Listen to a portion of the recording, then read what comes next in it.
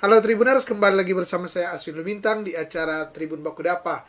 Dan kali ini kita akan berbincang-bincang dengan topik peluang bisnis milenial.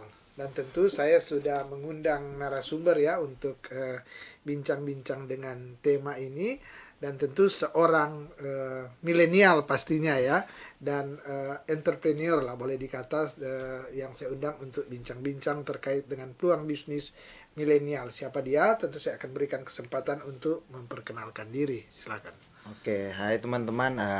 Perkenalkan, nama kita Jimmy Harvey Wotulo, dan di sini kita selaku founder Harv Group yang membawahi beberapa unit bisnis, dan juga kita ada beberapa proyek yang kita pegang bersama tim, itu baik yang bekerja sama dengan perusahaan swasta ataupun juga pemerintah itu ada. Ya. Dan Tribuners, mengingat waktu ya, tentu untuk menyingkat waktu saya akan langsung ngajak Bro Harvey ya untuk bincang-bincang. Okay. Bro Harvey, dengan topik kita ini peluang bisnis di milenial ya, milenial. Bro Harvey melihat, tentu kamu bilang kalau mau dibilang peluang bisnis tentu dari dulu banyak ya, Iya, bisnis apa sangat bisnis luas. Tapi harus diakui pasca COVID ya, banyak sekali bisnis yang secara digital ya, ada full digital, ada yang combine ya, digital dan hybrid ya, hybrid. Sekarang saya ingin tanya ke Bro Harvey, ini kira-kira bagaimana sih peluang bisnis dari teman-teman milenial ya untuk melakukan usaha? Oke, jadi kalau menurut kita pribadi ini sebenarnya untuk peluang bisnis sama kayak kita sudah bilang tadi, itu sangat luas. Peluang bisnis itu sangat banyak, mulai dari yang konvensional sampai mungkin yang anak-anak milenial, anak-anak muda geluti sekarang itu sangat luas, sangat banyak. Apalagi setelah COVID-19, akselerasi ke digitalisasi itu kan semakin cepat kan, karena adanya COVID-19. Jadi mau tidak mau, baik bisnis konvensional harus beradaptasi dengan digitalisasi digital saat ini. Jadi kalau kita pribadi mungkin peluang bisnis, mungkin banyak teman-teman milenial yang peluang bisnis tentu dimulai dari ide kan. Idenya mau mulai dari mana? Ide kita bisa dapat ide mungkin kepikiran sendiri, atau mungkin ide kita lihat nih ada bisnis apa yang mungkin secara internasional atau mungkin secara nasional udah booming, tapi untuk di skala lokal Manado atau Sulawesi Utara itu belum maksimal atau belum ada, mungkin begitu. Jadi kalau kita pribadi, salah satu cara kita melihat peluang bisnis itu kita lihat apa yang di luar itu, di secara nasional mungkin di Jakarta atau di Jawa lagi hype, lagi apa, terus di Manado belum ada yang memaksimalkan peluang itu. Jadi belum ada, atau belum ada yang mulai menyentuh, ya, atau bahkan belum ada yang memulai. Iya. Jadi kita melihat salah satu kita punya ide, kita ambil dari situ. Nah, kedua tentu kita lihat peluang bisnis di saat kita mau mulai bisnis. Tentu kita lihat market kan, apa yang orang butuh sekarang, apa yang orang lagi minati sekarang di pasar lokal. Jadi kita pelajari market dulu untuk skala lokal, baru kita eksekusi ide itu begitu. Bro Harvey, apa benar memang situasi saat ini memang peluang bisnis memang harus secara digital, kemudian juga tentu lewat media sosial atau masih ada peluang secara dikatakan konvensional ya? Kalau bicara soal peluang antara konvensional dan bisnis milenial yang sekarang, kayaknya kalau kita masih menerapkan sistem lebih ke kombinasi. Jadi hybrid begitu ya? Iya, di hybrid. Jadi ada untuk yang udah punya mungkin peluang, untuk yang udah punya bisnis di konvensional, coba beradaptasi dengan digitalisasi, dengan zaman digital yang semakin berkembang saat ini. Jadi kita kalau misalkan untuk mungkin yang menjalankan bisnis konvensional, rata-rata kan orang-orang tua kita nih yang udah lumayan berumur, terus dan sudah terbiasa pola hibitnya dengan usaha dengan marketing betul. Konvensional. Sementara di dunia sekarang kan kebanyakan marketing, mau baik perusahaan besar, perusahaan konvensional yang udah ada dari dulu sampai sekarang, mereka udah mulai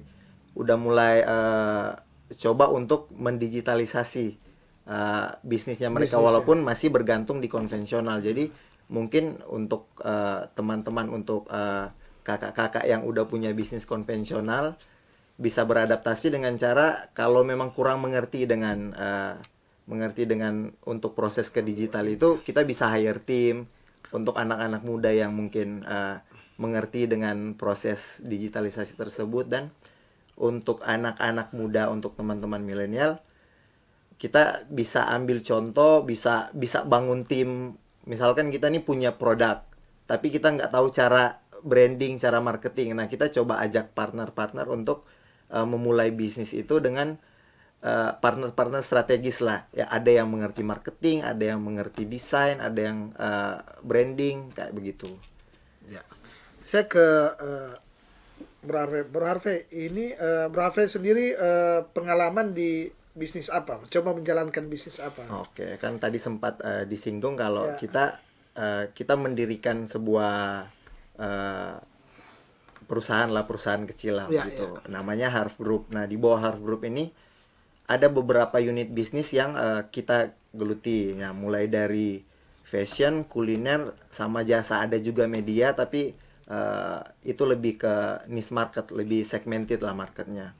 Nah, kalau mungkin orang-orang di Manado, di Sulut pada umumnya, anak-anak muda lebih kenal kita dengan memulainya di dunia fashion, di bisnis fashion. Fashion, Nah, kita jadi pada tahun 2016 kita mulai bangun brand namanya Harv Official.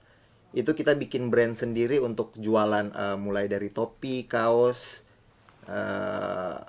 aparel lah, baju pakaian untuk keseharian. Nah, mulai dari Harv Official itu, Harvwear, baru kita kembangkan ke kuliner, ke bidang jasa juga. Ada beberapa jasa yang kita coba geluti, dan puji Tuhan sampai sekarang semuanya masih jalan. Misalnya yang Harv fashion ya, fashion itu produknya dari Manado atau gimana Ya, jadi untuk awalnya waktu mulai 2016 itu kita ini kan bicara soal ide peluang Iya, kan iya, ide temanya. peluang, Jadi iya. awalnya kenapa kita mulai dunia fashion, terjun ke dunia fashion, bikin brand lokal sendiri. Jadi kita punya pemikiran dari SMA itu, kita suka lihat orang-orang Manado kan terkenal dengan cantik, ganteng, terus suka bagaya kan. Suka sekali bagaya, tapi kebanyakan orang-orang itu bagaya pakai produk dari luar, produk luar. Nah, kita kepikiran kenapa nggak ada sih brand lokal yang orang-orang Manado itu, orang-orang yang jago bagaya itu Iya. pakai brand lokal Manado. Tapi pada waktu kita SMA emang udah ada beberapa brand lokal Manado, tapi sama kayak kita bilang tadi, belum maksimal menurut kita pribadi, belum secara luas lah dikenal dan Jadi dipakai. digarap mungkin hanya ya sedikit lah Ke market bukan yang segmented sekali lah begitu. ya. Nah, jadi kita kepikiran, punya cita-cita, orang Manado punya slogan, lebih baik kalah nasi daripada kalah aksi nih, daripada kalah gaya gitu. Jadi kita punya motivasi, kita pengen bikin. Artinya ini peluang kan dengan Kita adanya gitu. lihat peluang, terus dengan habit orang Manado yang begitu kan, Gitu, gengsinya ya. tinggi. Ya. Tapi belum ada brand yang memang orang-orang Manado bangga pakai itu. Jadi kita punya cita-cita dari SMA sampai kuliah, terus sampai kerja. Awalnya kita kerja kantoran, mau bikin brand sendiri, terus brand ini orang-orang Manado bangga mau pakai. Jadi itu kita ide peluang bisnisnya kita dari situ, terus motivasinya kita ambil untuk setidaknya adalah brand Manado untuk orang-orang Manado sendiri. Jadi boleh jadi raja di rumah sendiri begitu. Tuan rumah di rumah di sendiri, daerah di daerah sendiri lah sendiri, begitu. ya. Dan puji Tuhan dari 2016 ya perkembangannya bagus lah, sampai sekarang naik-naik. Dan kita untuk sekarang brand, sudah pakai berapa karyawan untuk ini? kalau karyawan untuk di hardware-nya itu lebih ke karyawan freelance, tapi ada satu yang memang tetap, yang lainnya lebih ke freelance. Jadi kita pernah kontrak ambasador, pernah kerja sama bareng fotografer kan, kita harus ada photoshoot untuk ini. Ada fotografer dan berkolaborasi sama banyak pihak. Dan untuk Harf sendiri itu kita sudah pernah Itu ordernya kolaborasi. apa? Komunitas atau biasanya yang banyak Enggak, order apa? itu lebih ke perorangan. Perorangan Karena ya? itu jualnya kan Brandnya dia, brandnya brand ini ya sendiri. sendiri. Jadi kalau untuk komunitas ada lagi yang Oh, ada. custom kaos ya, yang unit bisnis bisa lagi beda lagi. Itu yang masuk di jasa. Nah, kalau untuk Harf kita sudah pernah kolaborasi sama ada satu brand nasional, brand urban Jakarta. Jadi kita bikin campaign kolaborasi Manado versus Everybody. Itu temanya Manado tema. versus Everybody. Jadi ada kaos, jaket dan lain-lain. Terus untuk yang sekarang yang terakhir kita kolaborasi sama Sulut United. Jadi kita Sepak bikin bola ya, klub iya sepak sepak bola. Jadi dari pihak Sulut United mengajak untuk kolaborasi untuk sama-sama kita kasih maju daerah kita Daerah, sendiri ya, ya, ya. gitu. Dan untuk teman-teman lokal lain udah ada beberapa kayak coffee shop, barbershop, ada yang sesama brand juga kita ajak kolaborasi. Untuk Sulut United sendiri apa yang kerjasama lebihnya ke apa? Lebih kan untuk Sulut United mungkin mereka kecimpung di dunia olahraga kan. Olahraga. Nah, sementara kita di dunia fashion. Jadi kita mau kombinasi itu kolaborasi olahraga ini bisa jadi keren juga. Karena olahraga kan dia harus ada entertainnya sekarang. Iya, ya. harus ada Sepak bola, entertain. basket, itu harus ada entertainnya. Iya, betul. Jadi kita lebih ke kolaborasi karena Harfnya sendiri produknya aparel kan topi, kaos, kayak begitu-begitu. Jadi dibikin versi yang bukan baju olahraga, tapi baju untuk bisa dipakai untuk bergaya, untuk dipakai ya. keseharian, topi-topi juga begitu. Jadi kita kolaborasinya bikin produk, terus kita jual, begitu. Ya, ya. Oh, menarik ini ya. Jadi saling menguntungkan dan tentu nama Sulut United akan lebih kuat brandingnya karena kan saling apalah timbal balik. timbal kita balik kalau. ya, timbal balik. Usaha-usaha misalnya kuliner gimana? Kalau kuliner sendiri di bawah Harf Group itu kita ada Harf Cafe.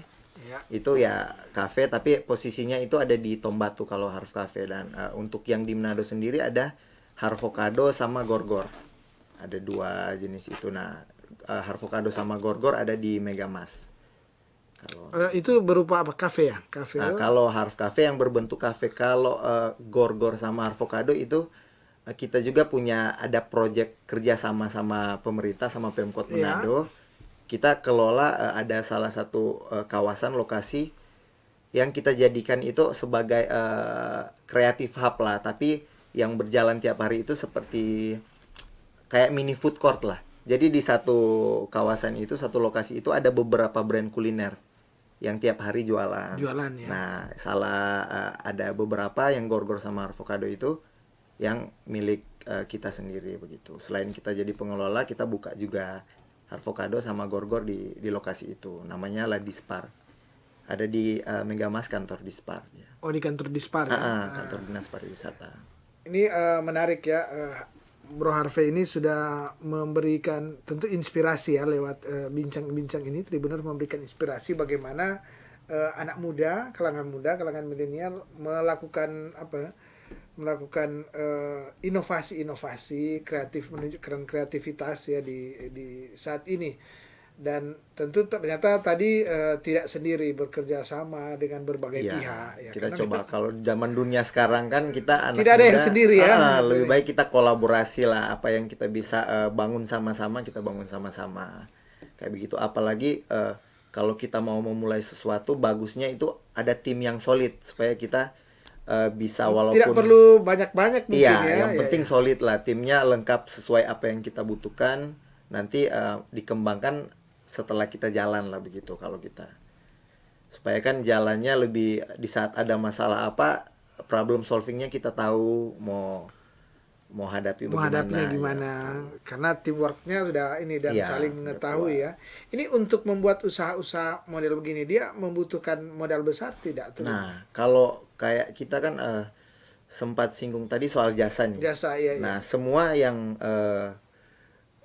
di karena kan bisnis, gini, kalangan muda milenial mungkin saya mau usaha seperti yang tapi di modalnya tapi mungkin tidak ada modal ya kan. Jadi mungkin Bro Harvey boleh menginspirasikan misalnya modal hanya sekian kita bisa usaha ini ya. Nah, kalau mungkin kita tarik lagi dari kan kita mulainya dengan Harf. Mungkin kalau orang lihat posisi Harv official sekarang, brand yang kita bangun itu, mereka nggak bakalan percaya kalau kita mulai dengan modal 60.000. 60.000 ya. 60.000 kita mulai pada waktu itu 2016. Oh, iya. Nah, pada waktu itu kita mulai Harv official dengan bikin 2 produk topi. Yang satu topinya modal HPP-nya itu 30.000, jadi dapat 2. Nah, dari 2 itu kita jadi kayak sampel lah. Jadi sampel untuk kita foto, terus kita mulai pasarkan lewat sosial media. Nah, dari 2 itu kebetulan 2 itu langsung ada pembelinya. Ada pembeli. Nah, dari hasil penjualan kita langsung kasih modal lagi untuk produksi lebih banyak. Jadi mulai dari 2 pieces jadi 6 pieces. Dari 6 pieces jadi 12 pieces. Jadi kita nggak langsung pakai modal yang kita dapat, keuntungan yang kita dapat untuk langsung pakai untuk kita pakai keseharian. Belanja tapi lebih kita konsumtif. Tapi jadikan modal ya. Jadi kita lipat lagi lah modalnya supaya kita punya produk yang jadi lebih banyak. Jadi mulai dari 2, berarti itu 6. mungkin masih kerja sendiri ya, belum pakai. Iya, waktu itu memang masih kerja sendiri, terus kita masih kerja kantoran juga. Jadi sambil kerja kantoran jam 5 baru kita mulai jualan antar barang segala macam. Jadi awalnya menjadikan program sambilan lah itu. Sambilan. Tapi setahun berjalan ternyata prospeknya bagus. Kita resign dari kantor pada waktu itu. Nah, kalau selain Harv, mungkin yang banyak orang bisa lakukan, kita ada unit bisnis di bawah Harv Group itu, ada yang di bidang jasa kan. Nah, semua itu di bidang jasa kita tanpa modal. Waktu kita mulai. Modal, ya? Iya, jadi selain Harv kan ada salah satu unit usaha lah ya. Unit usaha yang untuk menunjang Harv pada waktu itu. Nah, kita bikin koma vendor itu untuk orang bisa custom kaos, custom ini. Nah, di awal itu kita buat koma vendor. Jadi misalkan ada, karena mereka udah tahu nih kita punya Harv, otomatis artinya branding udah yang menolongkan, branding udah dikenal kan, udah dipercaya lah untuk produk kualitas segala macam. Jadi ada beberapa teman-teman, ada beberapa kantor perusahaan yang kita mau bikin baju juga dong, tapi custom pakai desainnya mereka kan. Kalau Harv dari desainnya kita.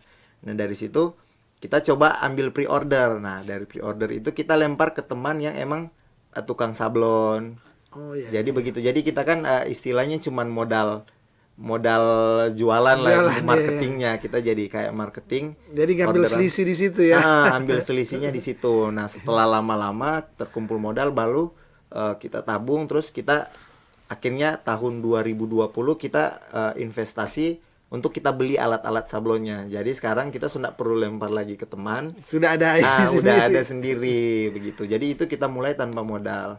Terus yang koma talent itu talent kayak mirip talent management lah, untuk ada selebgram, influencer, tapi itu kita butuh relasi yang cukup ini kan untuk membangun seperti itu. Nah, kalau kayak ada klien kan mau nanya, kita lagi butuh nih untuk ambasador, untuk endorse produk ini.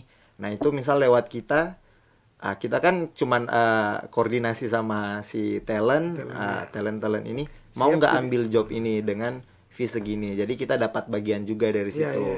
Kan hal-hal begitu kita nggak perlu modal sama sekali. Terus ada satu lagi yang koma agensi, itu agensi untuk kekuatan jejaring ya yang tadi. Iya, itu lebih ke relasi. Kita kumpul relasi yang kira-kira berbobot lah untuk ada ini ke depannya. Terus ada koma agensi yang kita buka untuk desain logo untuk brand-brand, kan ini lagi hype, banyak brand-brand baru nih yang muncul, baik kuliner, fashion. Nah, kita bikin satu bisnis lagi yang menerima desain logo, karena kebetulan kita waktu kuliahnya ambil IT, jadi sedikit-sedikit tahu lah, sedikit-sedikit mengerti dengan desain gitu. Kalau untuk kuliner lain-lain mungkin itu yang butuh modal, tapi sebenarnya di pandangan orang mungkin butuh modal yang besar, padahal orang bisa mulai dari kecil, nanti dikembangkan secara bertahap ya. Gitu. Ya.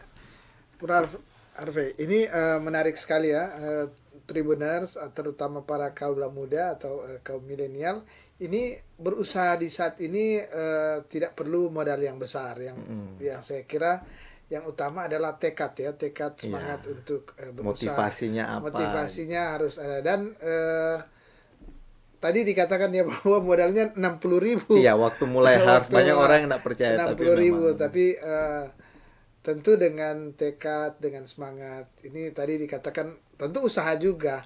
Jadi dikatakan bahwa ketika bisnis ini berjalan, tentu ketika ada keuntungan bukan dipakai untuk konsumerisme atau iya, hal-hal yang ini ya, tapi dipakai untuk menambah modal, untuk mengembangkan usaha untuk itu mengembangkan sendiri, usaha. Jadi begitu. memang harus ada pengetatan anggaran Iya, ya. betul, itu sangat Pengetatan anggaran penting, kalau sangat ini ya. Dan tentu sampai saat ini kalau melihat bahwa Heart Group ini sudah demikian besar, tentu jangan dilihat saat ini dulu ya, ke belakang luar biasa ya, penuh perjuangan. Tapi ini saya kira contoh bahwa kita bisa memulai dengan modal yang ya nggak perlu tidak perlu besar-besar, yang besar, penting karena idenya jelas ya. gitu. Dan tentu kan mungkin sebagian besar milenial mau bisnis takutnya tidak ada modal. Ya, ini sudah dicontohkan oleh Bro Harvey bahwa modal oke, memang harus ada modal, tapi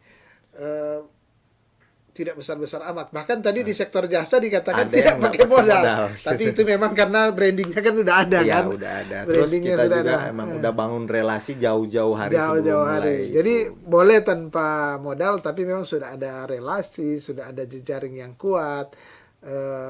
Corporate juga atau kelompok usaha sudah mempunyai branding sehingga udah tanpa dipercaya modal lah. sudah dipercaya ya. Tapi poinnya bahwa bisa melakukan banyak hal yang dilakukan itu, ada beberapa hal yang tanpa modal sedikit pun ya sudah bisa melakukan usaha. Bro Harvey melihat ini, kira-kira ada tidak dari pengalaman Bro Harvey, kira-kira gimana untuk anak-anak muda, kira-kira apa yang perlu mereka lakukan? Kan gini, di anak muda di kota mungkin mau berkebun seperti anjuran pemerintah, tentu tidak semua Nggak semua yang mengerti mau.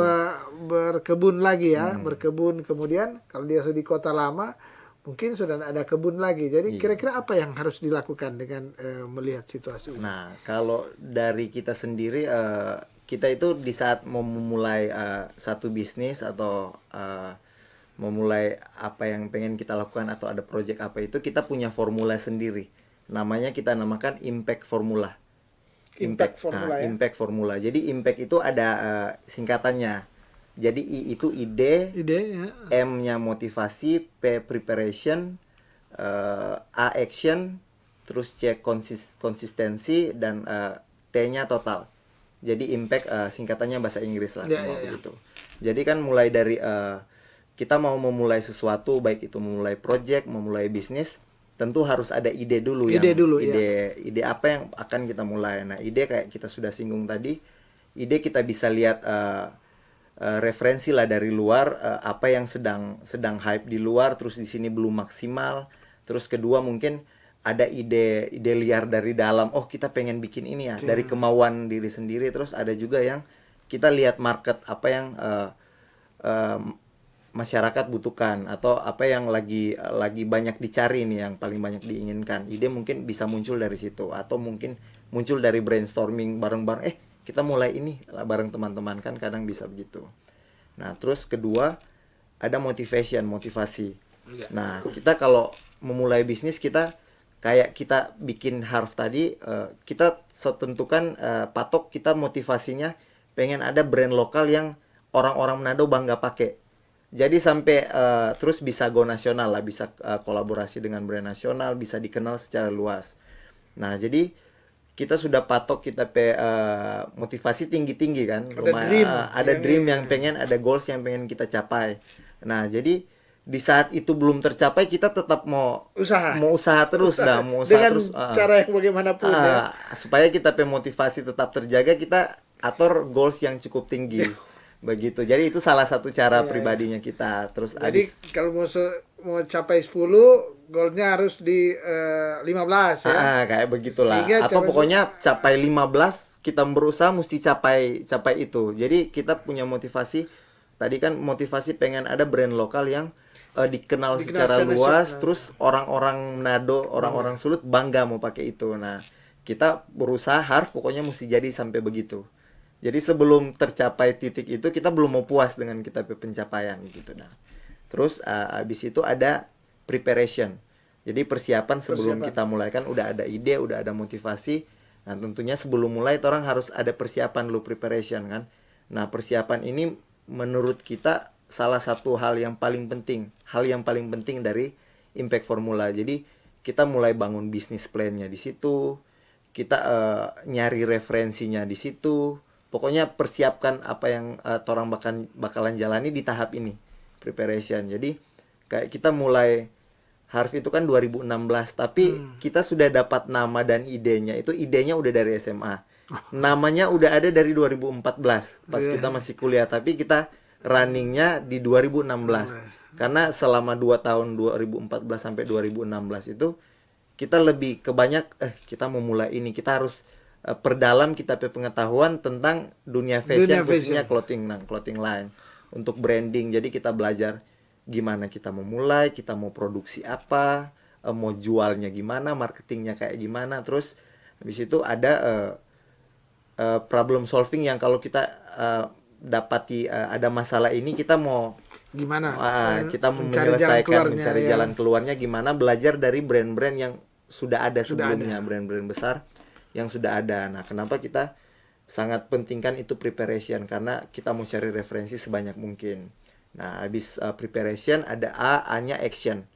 Action kita eksekusi apa yang orang rencanakan sebelumnya, kita eksekusi. Nah, kalau eksekusi tentu sayang tuh kalau orang kumpul ide so bagus, terus motivasi ada, persiapan kok nggak berani action, itu rugi ke diri sendiri. Dan orang luangkan buang waktu untuk hal-hal yang sebelumnya. Nah, setelah action ada C, konsistensi. Konsistensi itu tentunya sambil jalan orang pasti harus konsisten untuk orang jalani apa yang orang sudah mulai, baik itu bisnis atau project apapun yang orang sudah jalani. Nah, dalam proses perjalanan ini yang orang bakalan ketemu problem-problem yang tadi. Tapi supaya bisa orang konsisten, tentu orang pelajari itu ada hal-hal apa yang orang bisa bikin kalau misal ada masalah ini, ada masalah itu, orang sudah ada ini ya. Sudah ada di preparation tadi kan. Nah, setelah konsisten, orang total fokus dengan apa yang orang mulai, orang bikin ya, itu, orang target, orang fokus supaya orang motivasi itu, goals yang orang tetapkan, orang bisa capai. Kayak itu step by step lah kalau kita pribadi kita pakai di saat kita mau memulai dan menjalankan kita bisnis gitu. Ya. Ini tentu di setiap usaha, setiap bisnis itu kan ada saja kendala, ada aja hambatan-hambatan. Biasanya yang bentuk-bentuk gimana kendala, hambatan, kemudian bagaimana Bro Harvey menyelesaikan itu. Tentu sebagai owner, sebagai ini harus mempunyai ini kan. Kok ketika terjadi begini, ya terpaksa harus gini atau gimana. Jadi kalau kita memegang satu istilah, kalau orang punya usaha, bikin apalagi usaha kecil nih, bikin itu bisnis usaha itu jadi kayak orang anak sendiri. Jadi kalau dia masih kecil kan, baru orang mulai, bagusnya orang jaga sendiri, walaupun mungkin orang hire karyawan, hire apa, tapi orang tetap mesti turun tangan langsung, setidaknya pantau lah. Jadi jangan ngebos ya, jangan ngebos, jangan setinggal langsung dia jalan sendiri. Karena sama kayak anak kecil kan, dia waktu masih kecil belum tahu mau jalan sendiri, belum tahu mau bikin apa sendiri, apa-apa harus dituntun kan. Sama kayak orang bisnis, walaupun ada karyawan, orang harus tetap tahu apa yang terjadi dengan itu anak itu setiap hari bisnis. Ya, tetap bagusnya ada kontrol tiap hari. Kalau untuk bisnis kecil kan, bisnis kecil. Dan untuk kayak karyawan, orang tetap harus tuntun juga, bikin ini. Kadang kan beda, kayak orang urus orang anak sendiri beda dengan orang lain yang urus loh. Jadi DP kasih sayang aja beda, DP perhatiannya beda. Analoginya begitu ya. Analoginya begitu. Jadi kadang dulu di saat kita baru mulai Harf itu, awalnya kan buka di event-event, sering diundang, buka booth, buka lapak di event. Event-event anak muda. Turun juga ya. Pada waktu itu kita turun, dan dari situ baru kita sadar, oh iya ternyata betul kalau memang lepas ke karyawan sepenuhnya. Beda ya. Beda dengan orang care itu brand. Jadi kayak misal ada konsumen datang, kalau pas torang di situ sebagai owner, torang langsung mau menyapa dengan ramah, menyapa, Iya, iya. inisiatifnya Hal lebih sepele ini dah. sebenarnya, hal kecil Ya, sebenarnya. padahal hal kecil, tapi kadang itu kan mempengaruhi konsumen. Di saat dorang datang terus dorang so sambut, mari kak, lihat-lihat. Beda dengan dorang datang terus orang cuma biarin dorang beliat, nanti semua bayar Iya, atau mau iya, apa, iya. kayak begitu-begitulah yang kita maksud dong. Iya, iya. Ini Tribuners menarik ya, bahwa satu usaha itu tentu kalau memulai usaha dikatakan ya seperti kita mempunyai anak lah. Tentu kita menjaga, merawat dengan baik. Jadi walaupun kita ada meng-hire karyawan, tetap dalam pantauan kita, bahkan Iya, tetap dikontrol lah, setidaknya kunci kita sukses kontrol. saya kira ini ya tipsnya ya. Salah satu tips untuk kunci sukses dari sebuah usaha. Jadi mungkin informasi kepada Tribuners kalangan milenial yang mau usaha itu, jangan mungkin baru usaha 6 bulan, Iya, setahun belum besar sudah sudah ditinggal, istilahnya ngebos ya. jadi ngebos, jadi Saya kurang karyawan tinggal ya. ini dibikin ini ya. Jangan Betul. ya. Karena kan kepercayaan di dunia sekarang kan susah juga tuh Susah orang mau juga. cari, apalagi tong sebiar orang punya bisnis Iya. yang istilahnya itu salah satu orang pe mata Mata pencarian untuk pencarian. mendukung orang pe kehidupan tuh begitu. Jadi istilahnya Tribuners tadi poinnya adalah setiap usaha harus kita yang turun sendiri. Nah, bagusnya. Harus ya turun sendiri bagusnya. Mungkin kalau sudah lebih besar paling tidak controllingnya ya. Iya, kontrol atau Controlling, kita tempatkan orang-orang yang memang orang kepercayaannya kita kepercayaan untuk ya. kontrol itu. Ya, sehingga kita yakin ya bahwa kita ini pengeluarannya sekian, kemudian ya Iya, kita tahu modal lah sekian. apa. Tahu lah ya. Di saat ada trouble pun kita tahu ada masalah apa yang sedang terjadi, kan kadang ada naik turun kan dalam bisnis. Jadi di saat turun kita bahan bisa dasarnya ini turun ya, atau gimana naik ya. ada kalanya kita harus memikirkan solusi kan. Kalau Ya, orang ya, kerja ya. kan dia pikir mungkin ya udah yang penting kita jualan, gajinya tetap terima tiap bulan. Betul. Padahal omset udah menurun. Nah, kita nggak pikirin langkah untuk coba mau kembalikan itu market kan ke situ begitu. Iya, iya, iya. Jadi yang terpenting salah satu adalah sekali lagi ya turun mengontrol langsung akan usaha. Kalau mau maju, kalau mau jadi tadi dikatakan di warning bahwa kalau kita kontrol sendiri kita tahu bahwa usaha kita ini lagi menurun Iya, ya, lagi menurun, menurun sehingga kita juga bisa berpikir kira-kira solusinya solusi, apa yang harus inovasi dilakukan ya, apa yang harus inovasi bikin. apa yang harus dilakukan sehingga usahanya kembali stabil, bahkan mungkin ada lompatan-lompatan Iya, ya, betul. lompatan-lompatan. Dan ini tentu trik-trik usaha, ini bagian dari share pengalaman ini Iya, ya, ini mahal lebih ke share pengalaman. share pengalaman ya, Share- share pengalaman. Tapi saya kira penting. Dan Tribuners tentu kita dibatasi juga oleh waktu ya dalam bincang-bincang ini. Tapi seperti biasa sebelum saya closing ya akan bincang-bincang ini, ada closing statement. Saya berikan kesempatan tentunya ke Bro Harvey untuk terserah menginformasikan apa saja ya, pesan ke teman-teman kaula muda atau milenial atau apa saja. Nggak persiapan juga tadi Ya. cuman karena tadi orang sempat singgung tentang yang impact formula yang kita Ya, ya, pakai ya. formula kalau kita memulai bisnis atau melakukan suatu project. Jadi kalau untuk kita pribadi coba orang lakukan apa yang bisa berdampak untuk kita. Jadi maksudnya di sini apa yang berdampak untuk kita bisa kasih dampak untuk kita pribadi dulu, baru kita menjadi dampak untuk orang lain. Orang lain.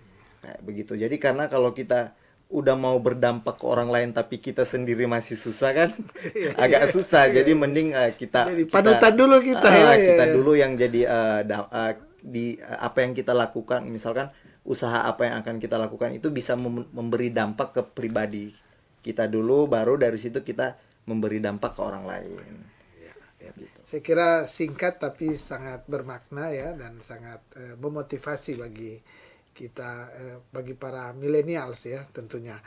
Dan tentunya saya Asyul Lumintang dari Tribun Bakudapa ya mengucapkan terima kasih kepada Bro Harvey ya, Sama-sama. gitu loh, yang merupakan founder Harv Group yang sudah hadir ya, yang sudah hadir di Tribun Bakudapa.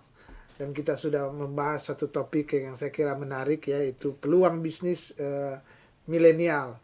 Dan semoga tentunya apa yang kita perbincangkan tadi boleh memberikan semangat, boleh memberikan stimulus bagi Tribuners, khususnya kaum milenial, untuk membuka usaha. Tadi dikuncinya bahwa kita harus mencoba dulu, harus menunjukkan bahwa kita sukses, kemudian memberi contoh ke orang lain, atau orang akan melihat ke Bro Harvey. Dan ini sudah dilakukan, sudah dicontohkan. Tentu dibutuhkan juga milenial yang lain untuk terus berusaha. Tadi dikatakan apa yang menjadi usaha, gimana menentukan usaha, cari usaha yang di luaran sana secara nasional sudah besar, tapi di Sulut kelihatannya belum ada. Kira-kira mungkin itu yang usaha yang perlu dilakukan. Dan sekali lagi tentu saya mengucapkan terima kasih juga kepada para Tribuners yang sampai saat ini masih setia menyaksikan akan acara Tribun Bakudapa. Dan kita akan bertemu lagi pada besok hari dengan tema perbincangan yang berbeda. Mata lokal menjangkau Indonesia.